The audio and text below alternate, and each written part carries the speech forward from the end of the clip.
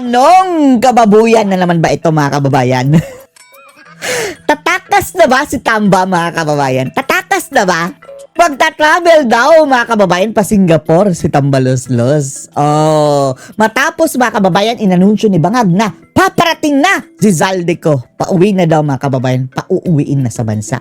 Dahil ang sabi niya nahuli, kuno. Oh, kuno. Pero papauwiin na daw mga kababayan sa bansa. Ayan mga kababayan, biglang nagsakit-sakitan si Tambaloslos. At magpaano daw mga kababayan? Magpapagamot daw sa Singapore! Aroy at binigyan na ng travel authority ng Speaker of the House o si Boji D. Ang sabi dito galing kay Boji D. Travel clearance mga kababayan. Travel clearance. Ang subject, personal foreign trip of the Honorable, wow, Honorable pambuhaya mga kababayan, Ferdinand Martin Romualdez to Singapore. Ginrant yan yung travel clearance kahapon. Tapos ang kanyang daw mga kababayan, supposedly travel kahapon din hanggang May 4. Nakalipad na ba? Nakalipad na ba mga kababayan? Ang sabi dito this clearance is issued predicated upon honorable representative. Basta mga kababayan, ang pupuntahan daw doon ni Romualdez is medical procedure. Kaso nga lang, mayroong binalita si Boying Rimulya. Kaugnay ditong sa travel sa Singapore nitong si Tamba. Hinarangan daw nila mga kababayan. Ipapress con si Boying hinarangan daw nila si Tambaloslos. Dahil ang sabi niya, baka hindi na daw babalik. Baka tatakas na. Panoorin niyo po ha. Mr. Romualdez was supposed to have a check-up in Singapore, I think. Check up! They were trying to ask us to allow him to leave. Ayan, So paano na yan mga kababayan? Siya ang parang itutulak ni Marcos di ba? Gusto ni Marcos mga kababayan na si Romualdez lang. Nagkanibalize na sila Tapos si Romualdez gusto niya si Zaldico lang. Kaya ba aalis si Romualdez mga kababayan papuntang Singapore hindi na babalik? Posible hindi na talaga babalik yan mga kababayan. Thank you mga kababayan itong ating mga yung nanakaw na pera. Because we have a bulletin, a lookout order with immigration about those that who are under investigation. Nasaan na We si did not Romualdez? respond favorably to the request that he be allowed to leave. Ayan, Pabuti naman, bujingjing. Hindi mo pinaalis. Pero maraming nagsasabi mga kababayan na gawa-gawa lang daw nila yan. Ngayon, nagpa-presko na ganyan mga kababayan, natatakas si Tamba dahil hinihiring ngayon doon sa Korte Suprema mga kababayan yung JAA na mga blanco mga kababayan at illegal na ginawa nila. Tagilid sila sa Tagilid sila sa Korte Suprema. At ongoing pa ngayon ang hearing mga kababayan. Tapos parang ang sapaw daw ito na istorya. Yan ang espekulasyon ng ilan. Dahil kakampi sila ni Romualdez mga kababayan para maka-create lang ng diversion na naman. Because magkakaroon na naman ng haka-haka at kuro-kuro yan. Mabuti ng sabi sana naman. Dahil ang sabi nila mga kababayan ang sabi nila inisyu ang travel clearance mga kababayan kahapon, April 20. Tapos ang travel niya mga kababayan, April 20 din. Walang gap man lang sa sa araw. The same day, inisyu, tapos tsaka din siya aalis. Baka gawa-gawa na naman daw itong issue mga kababayan na hinarang daw ni Boying para pag-usapan. Dahil yung sinasabi sa Korte Suprema mga kababayan na JAA, pagilid ang mga leche. Dito lang siya magpa-check up kasi naman magagaling naman ang doktor natin dito. Wow, talaga? Ano bang sakit ni Tamba? Walang gamot sa kleptomaniac mga kababayan. Yung mga magnanakaw. Actually, they were burning the lines yesterday and up to this morning. But ako ay held my ground. Sabi ko, when you join government, so ito ang bida ngayon. You already surrender your right to travel, especially to another jurisdiction, especially if you're under investigation. Today dapat. Today, kahapon. 20 ang sinabi niya Hindi namin siya pinaalis. 21 na ngayon. Hindi namin pinayagan na ma-lift yung bulletin niya kasi nga, naka-lookout order because we've been investigating him actively. Baka hindi na bumalik we don't want that to happen. Posible talaga. Tatakas yan. Ang si Romualdez. Pati si Marcos, pati ito si leukemia mga kababayan kapag si VP Sara na maupo. Well, Anong sakit? Klepto ang sakit. Siguro heart. Heart? The Lord. Sugar. Sugar! Insulin lang yan. Punta pa na Singapore para bumili ng insulin. Diabetes. Diabetes! Ay, nako, palusot na naman. Panindigan mo yung sinabi mo, Boying, ha, na wag mong palabasin yan. Baka bukas makalawan. Taka na tayo makabawi, naka-backdoor na. Backdoor negotiation na. Oh, backdoor na siya na lumabas sa bansa. Disgrasya. Usual diseases of our generation. 5 araw yata hinihingi. 5 Pero araw. siyempre nga, ang problema dyan, para namang sobrang coincidental na nahuli si Saldico sa Europe, bigla siyang aalis. Eh, baka mamaya, Oh, tatakas. Sila lang din mga kababayan ang nag-ano. Ito no, parang another saywar na naman ito mga kababayan nila ng kwento-kwentong ganito na kunwari ay mga bangag talaga.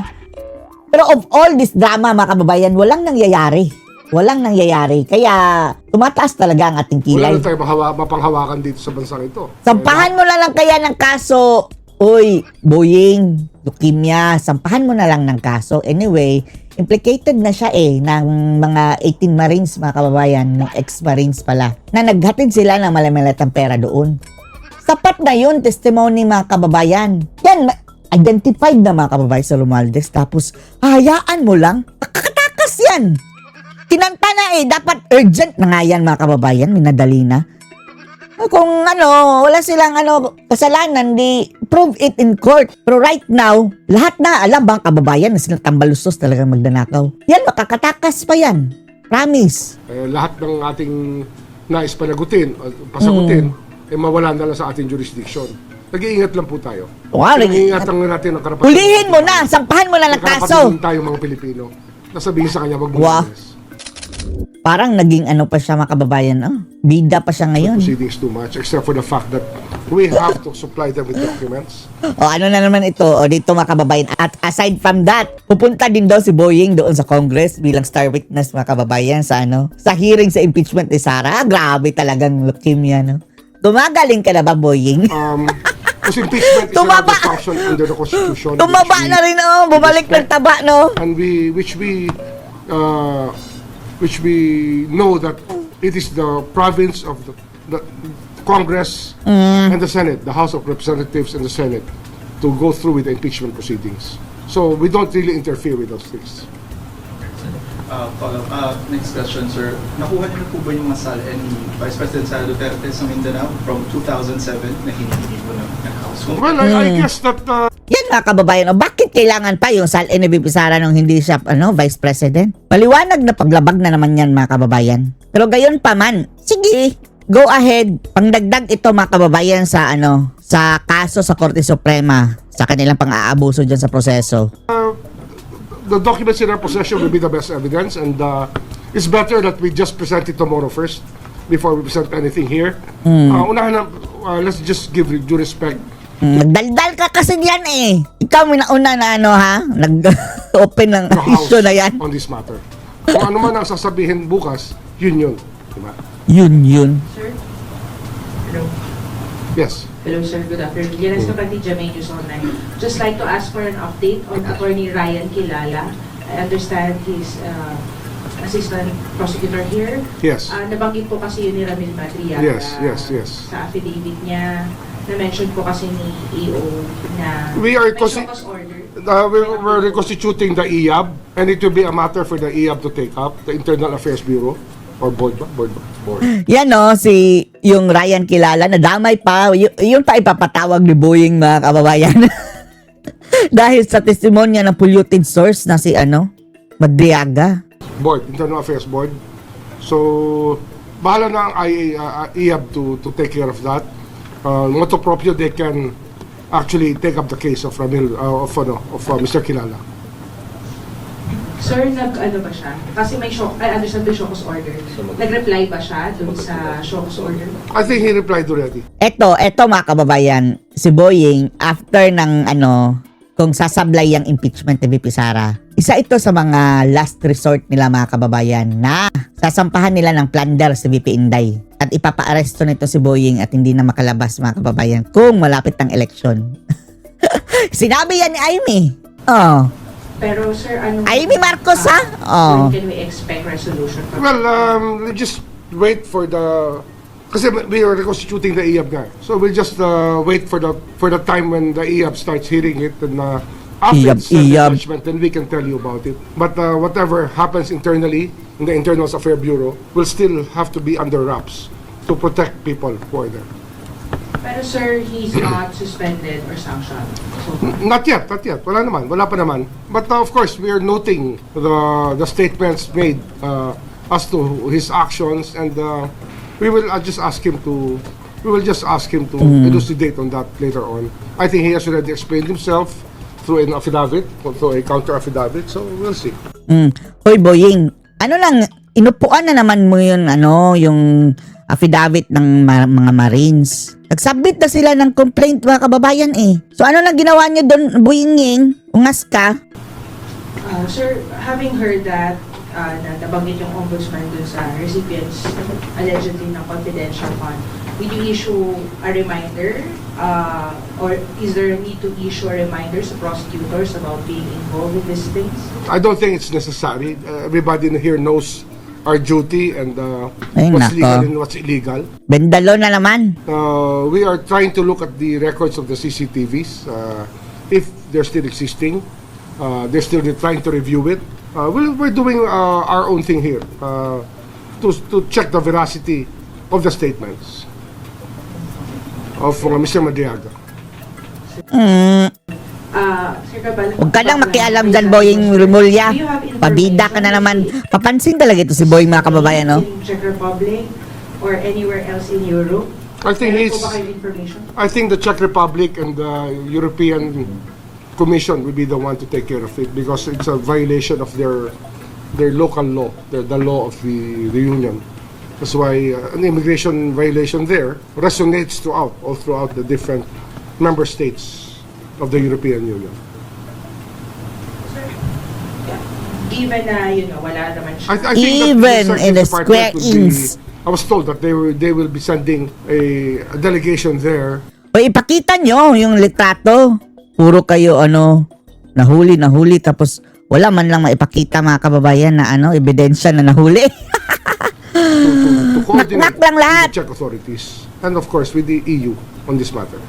At this point, sir, kailangan ba yung mga statements ni Saldico for a successful prosecution sa flood control cases? Well, Or not necessarily? jurisdiction over his body, over his person, is what we really want to happen. So, Tapos ito-torture ninyo para bumaliktad. Pero okay lang naman, mga kababayan, na talagang makauwi na si Zaldico dahil better than never, mga kababayan eh. Anyway, malapit na ang 2028, mga kababayan. So kung pipilitin man ni Marcos, maaabutan pa rin yan, mga kababayan, ni Sara pagdating ng 2028. we can actually make a very good hearing out of it so that he can defend himself and so that the justices who are hearing the cases will be able to render the proper Andyan na yung mga naghatid ng maleta, Boying. Nasa harapan mo na. judgment. Ang mahalaga yun eh. Mahalaga sa akin, mag-due process, mapangalagaan yung karapatan Due process, tapos bending dalo ang sinisigaw. bawat isa. Basta accused naman, hindi naman presumed guilty yan eh. Di ba? Ano pa rin yan? Meron pa rin presumption of innocence. Kaya lang, kailangan sagutin na yung mga tanong. Yan naman ang kinakailangan mangyari. Akusado siya eh. But sir, in the event na yun nga, kung hindi siya magpakita o hindi siya Hindi, yun nga yung hinintay natin. Kasi nga, ano to eh, no? Itong pagkahuli sa kanya ay kinakailangan ma-convert natin into our jurisdiction yung kanyang tao. Yung kanyang pagkatao, makuha natin Pagkatao. dito. Yung kanyang status as a fugitive ay mapalitan na within our jurisdiction na. That's the first thing that we are concerned with. That's why when we were told that the executive department is sending a delegation there, Makukuryente. Wala natin na, kababayan, na kung talaga pa uuwiin nila dahil siguradong makukuryente si Marcos ito, mga kababayan. Ano na naman kaya plano nila, plan B nila, no? Kung just in case makauwi. In case lang makauwi talaga si Zaldico. Parang lang, mga kababayan, yan ang nagbistulang lubid na ipupulupot sa liig ni BBM para sa kanyang, pagwawakas. Ano kayang binabalak ng mga bangag, no? Siyempre, natuwa lang ba naman kami. I think this Department of Justice is handling that now, which is handling that. Kasi sila rin na may hawak na immigration. Kailan nag-send ng delegation doon? I think, when are they leaving ba? Dahil ano mga kababayan 'di ba sure na si ay ang mga Marines mga kababayan nagpadala na ng maleta doon sa sa Aguado, Malacanang, pati na sa bahay ni Sandro Marcos. So walang takas talaga dito si Bangag mga kababayan. Wala na. Ano kaya ang gagawin ng mga taktika na naman ng mga ngiwi mga kababayan, no? They're leaving anytime. I think that they're leaving anytime. They're on their way there. Sir, baka meron lang po kayong update on other flood control cases that you're investigating. Well, there have been many things happening the past few days. Ano na naman, boying? Sana sir, yung complaint inendorse natin sa amin. Go Friday pa yun. Well, we're waiting for the AMLAC, the AMLC, to file a freeze order on Martin Romualdez. We already endorsed a complaint to them. We're waiting for the Romualdez Romualdez. case to start rolling, or the Romualdez cases to start rolling. Isasakripisyo na ninyo si Romualdez, kagaya ni Zaldico. The first case would be with Kung ganyan mga kababayan, mas mabuti na masasacrifice si Zaldico, si Romualdez mga kababayan. Dahil hindi papayag yan na siya lang ang gilitan ng leeg. Kakanta din yan at madidisgrasya din si Marcos.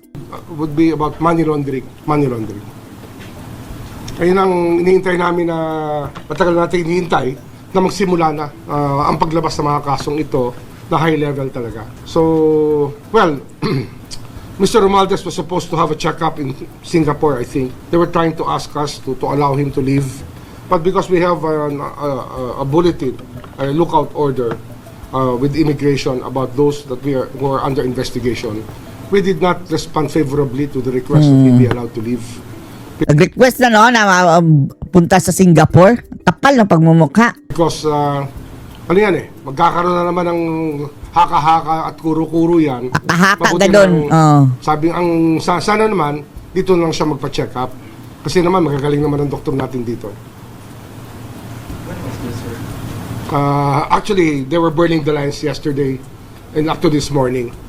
But ako ay held my ground. Sabi ko, when you join government, you already surrender your right to travel, especially to another jurisdiction, especially if you're under investigation.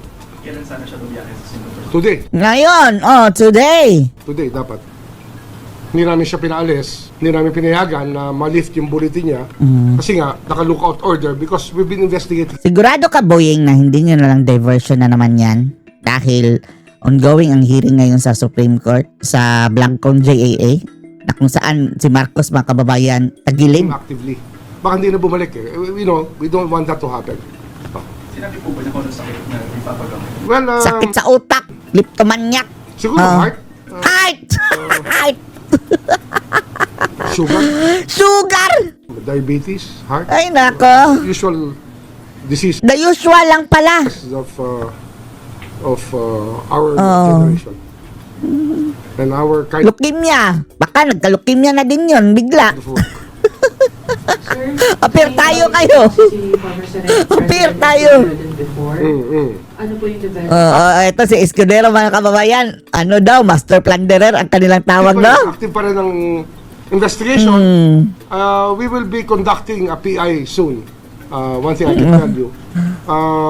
I was in the briefing yesterday of the case build-up and kahapon ba yun? I guess. I was in the briefing yesterday of the case Minadali nila si Escudero mga kababayan dahil mag-e-election na hindi, yung anong tawag doon? Impeachment na. Kailangan nilang mapabaliktad mga kababayan. Na ipa-impeach si Sara. Yan ang kanilang bargain yan. And it's going well. The papers are being, the theories are Tapos naging ang tag nila kay Escudero naging master plunderer. Diyos ko Lord, ang master plunderer si Marcos, pati si Tambaloslos. Kung kasali man si Escudero, hindi siya master. very strong, and the papers are being prepared as we speak. So the complaint will soon be on the stage of preliminary investigation. Sir, may freeze order po ba for Senator Escudero? We will get there also. We will Papunta get rin there when I get there. Kasi nung nagkaroon ng Tamarind, 30 Tamarind transaction, we took it from there to start investigating. Kaya, one of the active cases right now is money laundering. Yun ang talagang pinupush namin sa AMLAC na ma-resolve kagad para ma-freeze natin ang funds. Ano yan, mabigat kasi yan. You'll find out later on pagka pwede na namin ilabas ng detalye. Ombudsman, related pa rin to dun sa pinakaunang case involving Romualdez tsaka kay Escudero, yung money laundering case. Hindi, iba pa to, iba to. This is a different, iba na naman to. Kay This is different. Marcos. Pero still, Oy, Romualdez, maniniwala kami sa'yo kung isasali mo si Marcos tapos dapat solid talaga ha? related to the flood control scandal. Probably. Probably. It's related to corruption and money laundering. I mean, corruption is a predicate crime that is attached to money laundering.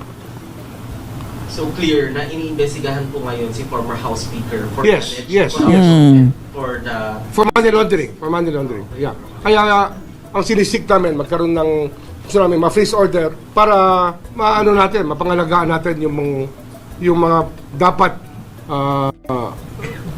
yung mga salapi na dapat na Salapi! pag-aari ng bayan. Yun po yung ating hinahabol dito. Okay. Tapos, Ombudsman, you mentioned kanina na kapag nakabalik dito si Zaldico, isasama niyo siya to explain matters still under investigation. Oh yes, meron pa kami iba. Ano mga issue na ito? Or bukod sa flood control? Iba to, flood control. Pati yung... Ano pati pa? yung Mayroon pa pala pati si yung main Azalico? case, yung main case of plunder, conspiracy to commit plunder, kasama siya dyan sa main case. Na kasama rin, yun nga, former speaker, tsaka former Senate President. So malaking tulong po talaga kapag nakabalik na dito si Zaldico to shed light on this. To shed light, or if not, he's not gonna shed light, to listen to his denial. Dalawa lang naman yan. Umami na siya eh. Deny pa siya. Mayroon na siya mga series of videos. Diba? Kung ako... Kasama na nga si Lisa. O, tatanggi niya. Kung aakuin niya, di sabihin niya kung ano nangyari. Kung itatanggi niya, di sabihin niya kung anong depensa niya. Sabihin niya. So when do you expect the freeze order from AMLAC to take effect? Well, very soon. Kasi nga, we want it filed already. Yan ang aming pinupush talaga ngayon. We expect it to be filed by tomorrow. So, give or take a few days for the Court of Appeals to act on our request. Siyempre, hindi madaling kalaban yan, sasabihin ko sa inyo. Lahat ng mamahaling abogado ay nakuha nila para depensahan sila. Pero kami dito, naniniwala kami na nandito kami sa side ng batas at sa side ng taong bayan. Wow! Taong bayan! Sa paalamin na magpapacheck up sa Singapore, may nabanggit ba supposedly kung kaano siya kahaba mawawala sa Pilipinas? 5 araw yata hinihingi.